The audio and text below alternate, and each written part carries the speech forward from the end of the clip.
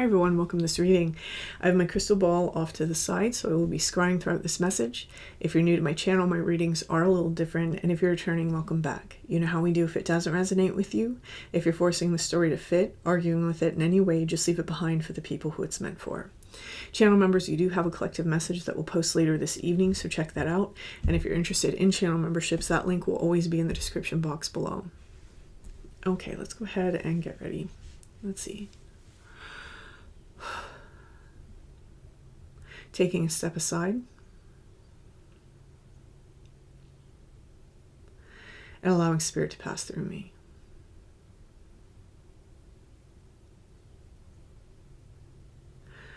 Opening up to receive information.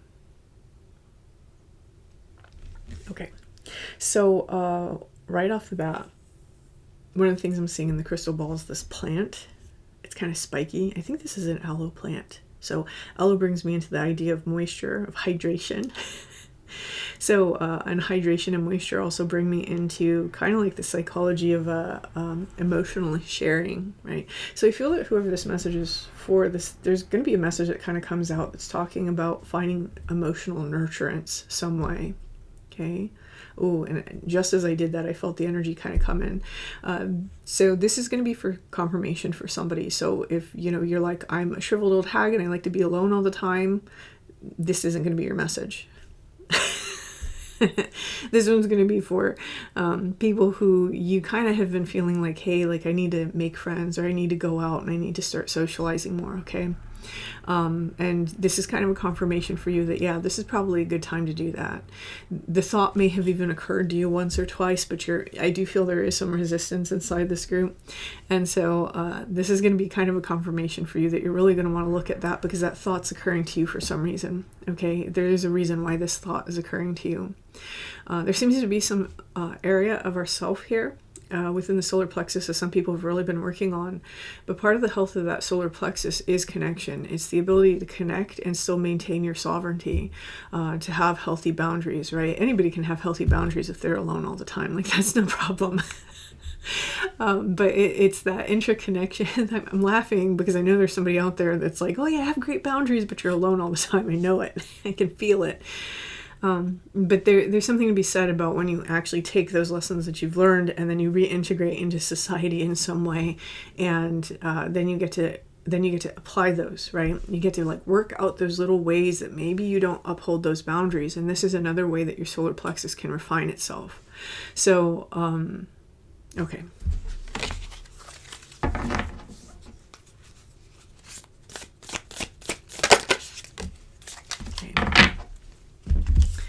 The card that comes out here is Unbound, releasing soul patterns, contracts, and past lives. So some of you may be aware that, you know, this, and I'm going to say this because this is kind of how it feels, and it's not going to be this way for everybody. For some people, maybe you release some people and you're just really aware that you need to reconnect with new people, right? For others of you, you've been alone for quite some time. If you look back in your family's history, you might see that that's actually an ancestral pattern, that there's a habit of people being very alone. And that's not to say that they were lonely, right? There's a very big difference there. But there's something here about what we observed in terms of adult behavior that's kind of coming through for me for some people. For others of you, it's not going to be that, but you're going to be aware possibly of lifetimes where you were forced to be alone, okay, or where you had to be alone because you were like outcasted, or you were the scapegoat of a community, something like that. There's essentially something karmic here that's trying to release, and it's almost this message of like, you don't have to go through that, right? This is either not your energy to adopt, or this isn't something you have to relive, okay? Now, what I do feel is that there was a time where this was necessary, right? This was definitely a necessary period for someone, because essentially, like, you had a lot of things to learn, and when you're distracted by, you know, Sally wants to come over for tea on Thursday, while, like, you know, James wants to come over and read a book with you on, you know, like, when you're distracted by things like that, you don't have the focus, the self-focus to really cultivate the things that I feel have been cultivated by this group.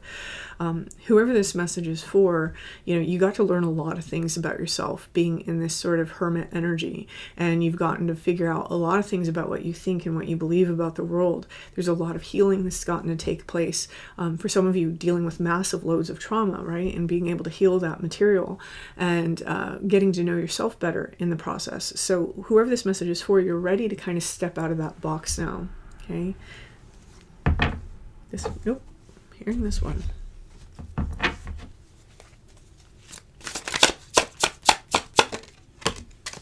Yeah, it does feel like this is an inspiration that keeps coming in.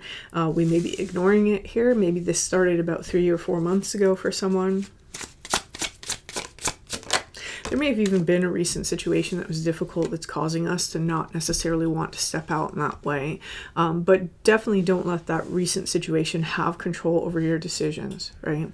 I'm also seeing with the Ten of Wands, we may have a feeling like we don't know how to go about doing that, right? If you live in a town that has like a nice little downtown or has, you know, some things like a coffee shop or like a library, those are always great places to start, right? If you go to a library, you can see that, oh, there's like certain events that this library might host, or if there's like a park near you, sometimes parks host things. There's something here that's speaking to me about the inability to see the availability of different connection pathways, okay? So keep your eyes open, don't limit your mind in that way.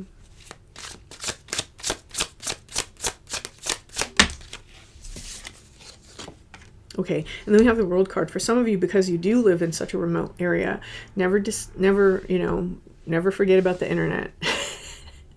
I have made some amazing close friends because of the internet. So shout out Steph. So, you know, the world is really speaking about that, about sometimes the people that you really need inside of your life are far from you. And this isn't necessarily about one-on-one interaction, though I feel that for most of you it is. Okay, so this is why I'm saying the thing about stepping out and like going out more. But for some of you, this is going to be, you know, just going out, because what happens here inside your subconscious when you do this is this starts to reprogram something, right? If you've been alone in hermit mode so long, what you've essentially sent your mind the program of is, we're going to be alone, right?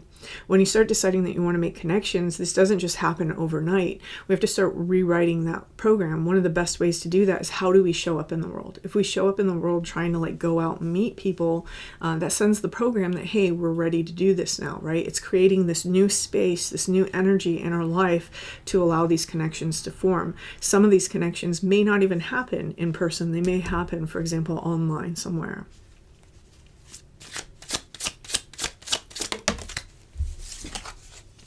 Okay. I have the High Priestess energy popping out. So for some of you, there is a need to remember that even though you're trying to connect, and this is especially true for those of you who do feel lonely, who struggle with loneliness, make sure that you're taking time to be in that High Priestess energy to observe before you open up, right? That immediate vulnerability, that immediate like trust, that's a naive energy that we tried to leave behind in the past. So just remember to do that. There's something here about really vetting the energies that you let inside of your life, so that you don't have a repeat of past patterns. I think that a lot of you, because I'm getting that message, I do feel like a lot of you, you know, there's this idea that I have these really good boundaries, but again, they haven't necessarily been tested in the real world in the way that you're going to be if you do step out and you do start making connections. And so that's almost like a little bit of advice that's coming through from your guides, your ancestors, whoever, that essentially the energies need to be vetted, right? Trust is earned. It's not automatically given. And so there's something about that here that you're being asked to remember. And I think that you're going to know what that is. It's just in the moment, it can be really hard to remember. So that's coming through.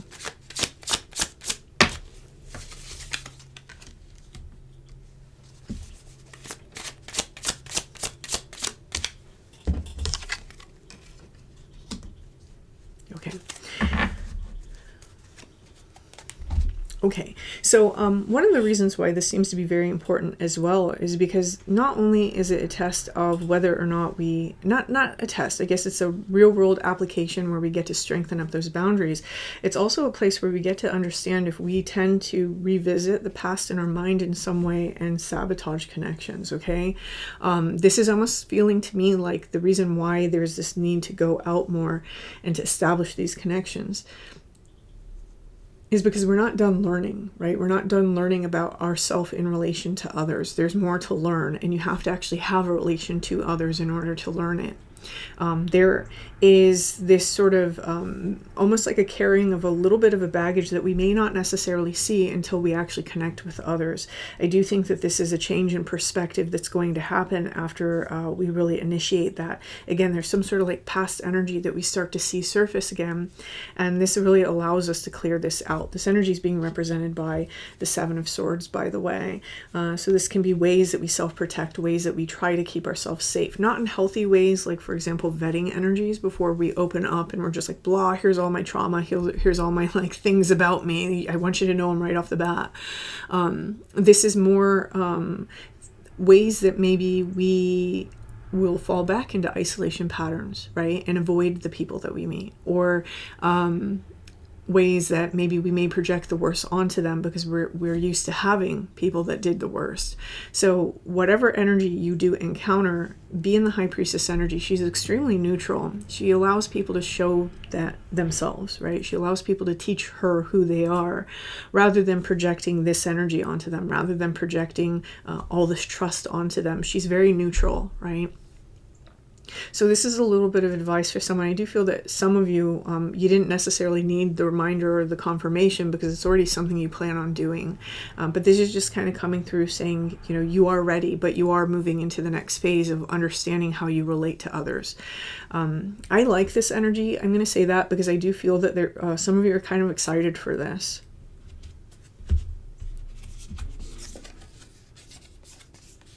That was my stomach. I haven't eaten yet. We have the mirror here. So this is one of the things, is that in this relational energy, you're going to have certain things mirrored to you, especially dealing with your emotions. Some of you are also going to recognize how you still mirror things, right? So not necessarily in the way that you're reacting to someone normally. You might still recognize ways that you might placate people. And so this is an energy that needs to be removed. I almost feel that the reason why this is coming out now is because there is a significant connection that's coming up for some of you. And this is like a preparation phase, right? Like these things have to kind of be wrapped up and cleared out before you can call in soul tribe, or, you know, maybe that significant person that you've been asking for some of you. Okay. And then we have the unseen. Yeah, there's something here that you don't see at the end of this that is kind of like a pleasant surprise. It's funny because tomorrow's reading, I actually recorded that before this one, and then I was told to record another one for today. There's something about that in that reading as well. So if this one resonates for you, there might be elements of tomorrow's reading that resonates for you also. There's something about something that we don't see coming after a little phase, and it's like a pleasant surprise. It's a really good surprise. And the card that kept coming to mind for that was the Unity card. Let's see, one more I'm hearing. Okay. And then we have the ring. So for me right now, that ring really symbolizes the interconnection of things, how things work together, how they weave together in the pattern, right? A lot of us were really into synchronicity and patterns, but we really discount that pattern occurs with people, right? People are a great mirror to show us what patterns we still hold inside of ourselves. They're a great mirror to show us the things that, you know, we still have to work on, whether it's our own triggers or it's that we keep attracting a particular type, right? Both of those are very telling. They're very revealing. And so this is another step in someone's self-awareness journey, really. There's more information to be learned than you can learn on your own. And that's why you're kind of getting this inspiration to go out and to interconnect again. Again, this is a process that's going to kind of pull out some extra material that you need to be free of before whatever this is that occurs. So I'm going to leave this here. And if this resonates with you, please hit that like button. Feel free to leave me a comment, and until next time.